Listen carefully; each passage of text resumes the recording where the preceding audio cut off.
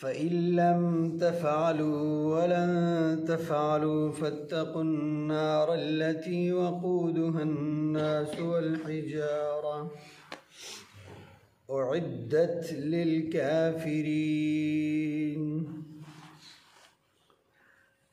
پچھلی آیت میں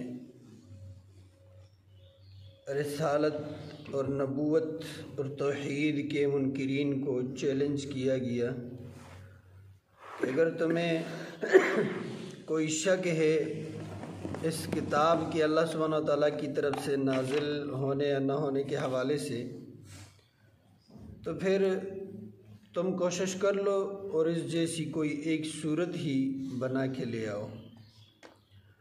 اور یہ چیلنج مکہ المکرمہ میں بھی کئی مقامات پر کیا گیا۔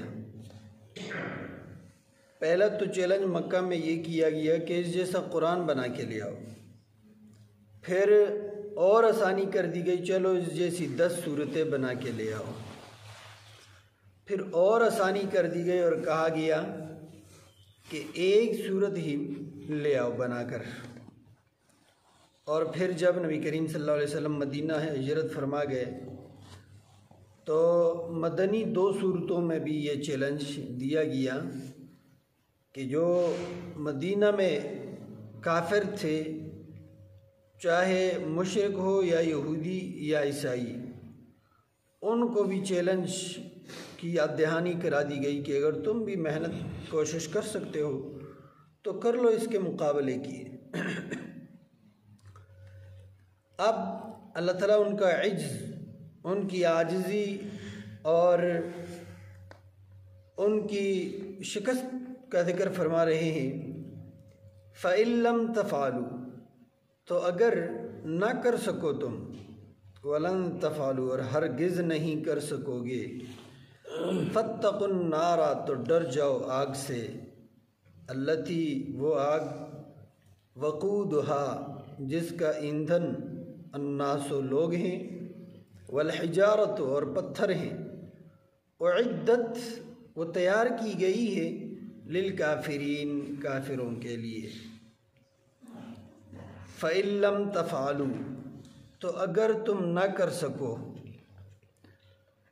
فا کا معنی تو، پھر، پس، اور ان کا معنی اگر پچھلی آیت کے شروع میں بھی گزرا ہے، ان کنتم، اگر ہو تم۔ فَإِن، تو اگر، لم، نہیں، تفعلوا، تم کرو۔ فَإِن لم تفعلوا، تو اگر تم نہ کرو، یعنی قرآن کریم کا مقابلہ نہ کر سکو۔ وَلَن تفعلوا، اور ہرگز نہیں کر سکو گے، واو کا معنی اور لام اور نون ساکن، اس کا معنی ہے ہرگز نہیں، کبھی بھی نہیں، تفعلوا، تم کر سکو گے، وَلَن تفعلوا، اور تم ہرگز نہیں کر سکتے، اور تم ہرگز نہیں کر سکو گے، اور تم کبھی بھی نہیں کر سکو گے، قرآن کا مقابلہ تم نہیں کر سکتے۔ ایک جگہ پہ اللہ سبحانہ وتعالیٰ نے فرمایا ہے کہ یہ مکہ یا مدینہ کے جو کافر ہیں یہ تو بہت تھوڑے ہیں، اس کے مقابلے میں قُلْ لَوِ اجْتَمَعَتِ الْإِنسُ وَالْجِنُّ عَلَىٰ أَن يَأْتُوا بِمِثْلِ هَذَا الْقُرْآنِ، کہ سارے انسان اور سارے جنات ہی مل جائے اور یہ اس بات پر اتفاق کر لے کہ قرآن کا مقابلہ کرتے ہیں اور اس جیسی کوئی کتاب یا اس جیسی کوئی صورت بناتے ہیں، تو کبھی بھی نہیں بنا سکیں گے، کبھی بھی نہیں کر سکیں گے قرآن کا مقابلہ، اگرچہ ایک دوسرے کے مددگار بن جائے جنات اور انسان مل کر۔ فرمایا تم کر بھی نہیں سکتے، تو پھر ایسا کرو کہ فَاتَّقُوا النَّارَ، ڈر جاؤ آگ سے یا بچ جاؤ آگ سے۔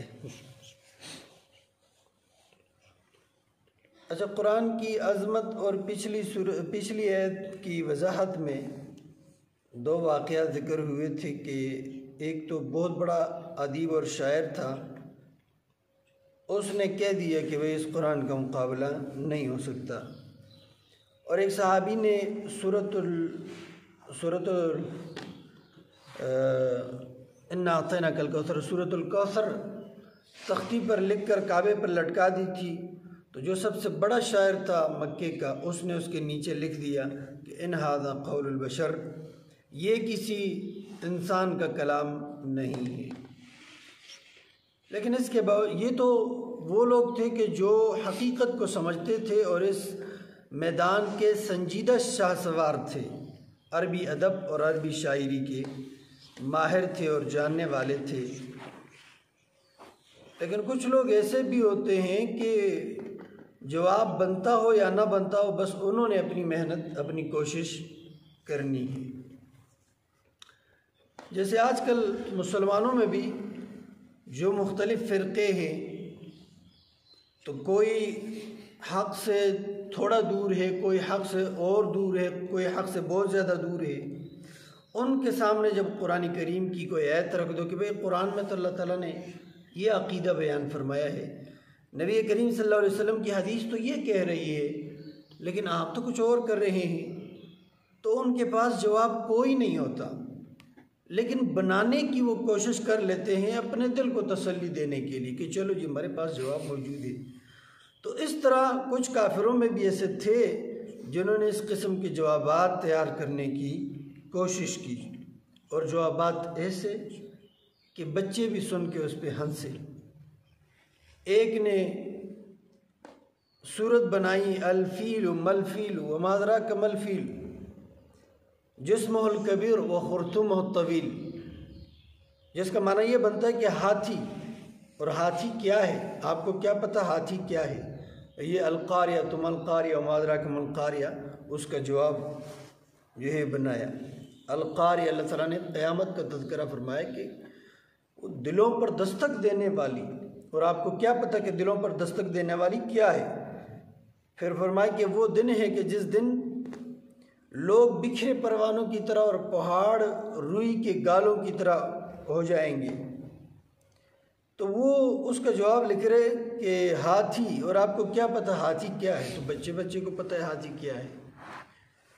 پھر کہتا ہے کہ اس کا جسم بہت بڑا ہے اور اس کا جو سونڈ ہے وہ لمبا ہے۔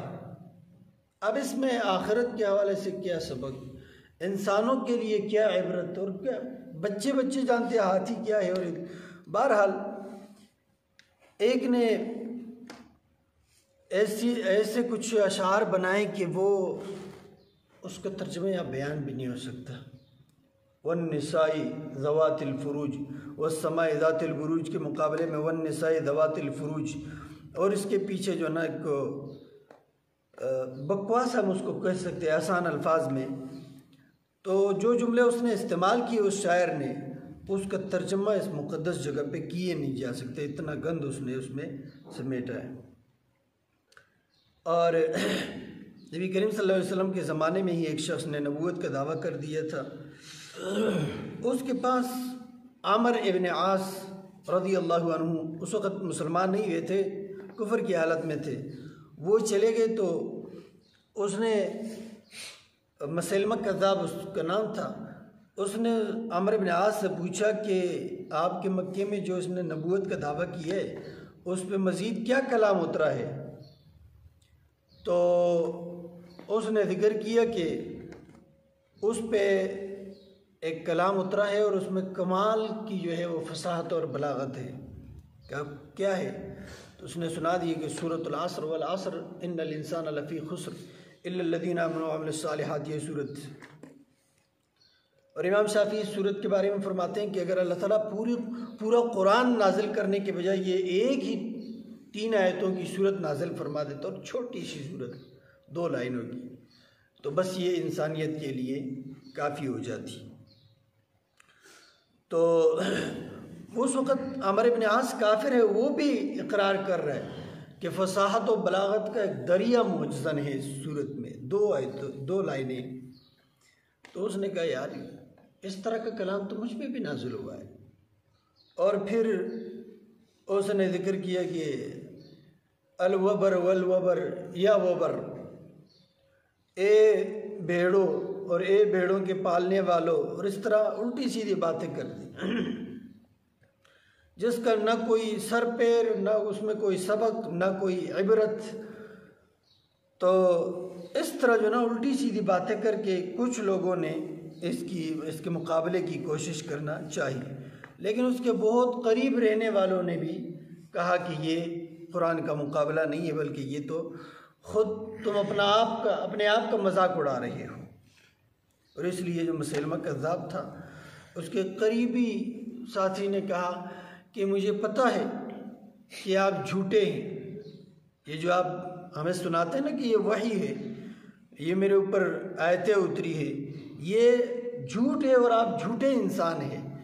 لیکن بات یہ ہے کہ وہ قریش کا جو سچا انسان ہے، اس کے مقابلے میں ہمیں اپنے بنو حنیفہ کا جھوٹا انسان قبول ہے۔ بنو حنیفہ ان کے قبیلے کا نام تھا جو مسیلمہ کذاب تھا۔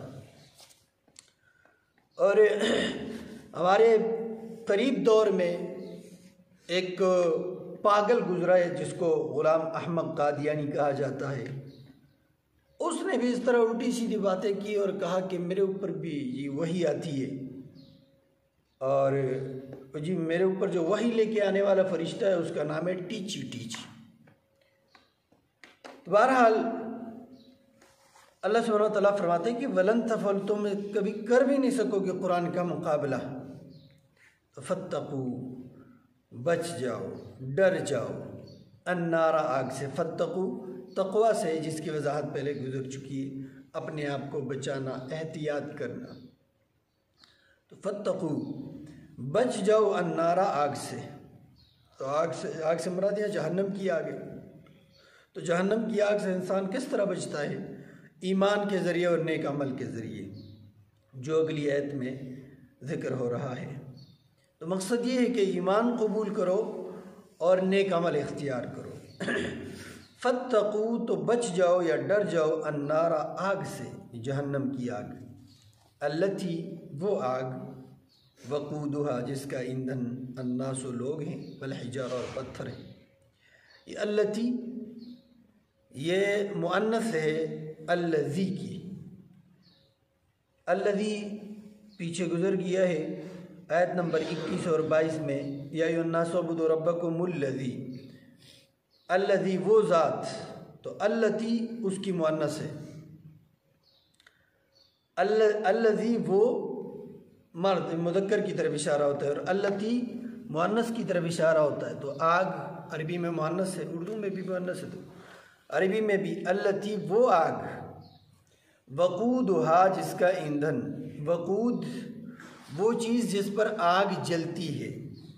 اور اسی لفظ سے پیچھے آیت نمبر 17 میں لفظ ذکر ہوا استوقد، اس میں بھی سین اور تا جو ہے وہ طلب کے معنی میں جلانا، اور واو کا دال جو ہے وہ اصل مادہ ہے لفظ کا، تو وہ اسی سے نکلا ہے۔ وقود وہ چیز جس کے ساتھ آگ جلتی ہے یا جلائی جاتی ہے، اور واو پر اگر پیش پڑا جائے وقود تو اس کا معنی ہوتا ہے جلنا یا جلانا۔ اسی طرح ہے طہور اور طہور وضو کرنا، اور طہور وہ پانی جس کے ساتھ وضو کیا جاتا ہے، اور لفظ وضو بھی واو کے پیش کے ساتھ، وضو کرنا، بنانا وضو، اور واو پر اگر وہاں زبر پڑھ دیا جائے وضو، جو اس کا معنی بنتا ہے وہ پانی جس کے ساتھ وضو کیا جاتا ہے۔ تو یہاں پہ بھی وقود وہ چیز جس کے ساتھ آگ جلائی جاتی ہے، جس کو ہم ایندھن کہتے ہیں، اور واو پر پیش وقود، آگ کا جلنا۔ وقود وہ چیز جس سے آگ جلائی جاتی ہے، یعنی ایندھن، کاغذ، لکڑی اور پلاسٹک وغیرہ، پیٹرول، آئل، گیس، ڈیزل وغیرہ، یہ سارا کچھ۔ وقودہا، جس کا ایندھن الناس، لوگ ہیں، والحجارت، اور پتھر ہے۔ لوگوں سے مراد انسان اور جنات سارے جو اس آگ کے مستحق قرار پائیں گے۔ والحجارت، اور پتھر ہے، پتھروں سے بعض مفسرین نے لکھا ہے کہ گندک اور کوئلہ وغیرہ کے جو پتھر ہے جس سے آگ جلتی ہے، اور خطرناک قسم کی آگ، بارود والے پتھر جس سے بارود بنائی جاتی۔ اور بعض مفسرین نے لکھا ہے کہ اس سے وہ پتھر مراد ہے کہ جن کی دنیا میں عبادت کی گئی، مثلا جس سے بت تراشے گئے، تو ان بتوں کو بھی قیامت کے دن جہنم میں ڈال دیا جائے گا، اور وہ ان سے بھی آگ جو ہے وہ جلے گی، تاکہ مشرکوں کی اور تذلیل ہو اور ان کو دکھایا جائے کہ جن کی تم عبادت کرتے تھے وہ بھی تمہارے ساتھ جل رہے ہیں۔ اور یہ قرآن کریم میں اللہ سبحانہ وتعالیٰ نے مقام پہ ذکر فرمایا ہے کہ انتم وما تعبدون حسب جہنم، یہ مشرکو تم اور تمہارے معبود یہ جہنم کی ایندھن ہے، جہنم میں جلنے والے۔ اعدت، وہ تیار کی گئی ہے، للکافرین، کافروں کے لیے۔ اعدت اعداد سے نکلا ہے، تیار کرنا یا تیار کیا جانا۔ اعدت، یہ آگ تیار کی گئی ہے، جہنم تیار کی گئی ہے، للکافرین، کافروں کے لیے، توحید کا انکار کرنے والے اور رسالت کا انکار کرنے والوں کے لیے یہ آگ تیار کی گئی ہے۔ تو تم توحید کے منکر اور توحید کے رسالت کے منکر نہ بنو کہ اس جہنم میں تمہیں جانا پڑ جائے۔ اور ایک ایمان والوں کو یہ دھمکی ہے اور انہیں جو ہے وہ تنبیہ ہے کہ دیکھو جہنم جو بنائی گئی ہے وہ کافروں کے لیے بنائی گئی ہے، لہٰذا تم کافروں والے وہ اعمال نہ کرو کہ جس کی وجہ سے تمہیں بھی جہنم میں کچھ عرصے کے لیے جانا پڑے۔ نبی علیہ السلام نے فرمایا ہے کہ جہنم میں کافر جائیں گے ہمیشہ ہمیشہ کے لیے، اور جو مسلمان ہیں وہ اپنے گناہوں کی سزا بھگتنے کے لیے جہنم میں جائیں گے۔ تو جس کے جتنے زیادہ گناہ ہوئے وہ اتنا ہی زیادہ عرصہ جہنم میں گزارے گا۔ اور افسوس کی بات ہے کچھ مسلمان کہتے ہو جی کوئی مسئلہ نہیں، جہنم میں چلے گئے تو ایک عرصہ جو ہے وہاں جل کے سزا کاٹ کر تو ایمان ہمارے پاس موجود ہے، کسی نہ کسی وقت تو جنت میں چلے جائیں گے۔ اللہ تعالیٰ فرماتے ہیں انہا سات مستقر و مقامہ، یہ جہنم اگر ہمیشہ کے لیے ٹھکانہ کسی کا بن گیا جس طرح کافر ہے تو بھی بہت برا ٹھکانہ ہے، اور کسی کا چند لمحوں کے لیے بھی اگر ٹھکانہ بن گیا تو بھی بہت برا ٹھکانہ ہے۔ ہم دنیا کی آگ چند لمحوں کے لیے کیا ایک لمحے کے لیے بھی برداشت نہیں کر سکتے، تو وہ اتنی خطرناک آگ ہم ایک لمبے عرصے کے لیے، لمبی مدت کے لیے کس طرح برداشت کر سکیں گے؟ اس لیے یہ جملہ نہیں ادا کرنا چاہیے، بلکہ اللہ سبحانہ و تعالیٰ سے معافی مانگنی چاہیے اور توبہ استغفار کرنا چاہیے، اللہ تعالیٰ کی نافرمانیوں سے بچنا چاہیے۔ فَإِن لَّمْ تَفْعَلُوا، تو اگر نہ کر سکو تم، وَلَن تَفْعَلُوا، اور کبھی بھی نہیں کر سکو گے، فَاتَّقُوا النَّارَ، تو بچ جاؤ آگ سے ایمان کے ذریعے، التی، وہ آگ، وقودها، جس کا ایندھن، الناس، لوگ ہیں، والحجارت، اور پتھر ہیں، اعدت، وہ تیار کی گئی ہے، للکافرین، کافروں کے لیے۔ اللہ سبحانہ وتعالی ہمیں ایسے اعمال سے بچائے جو جہنم میں لے کے جانے والے ہوں۔ اللہ تعالی ہمیں قرآن و سنت کے مطابق عمل کرنے کی توفیق دے۔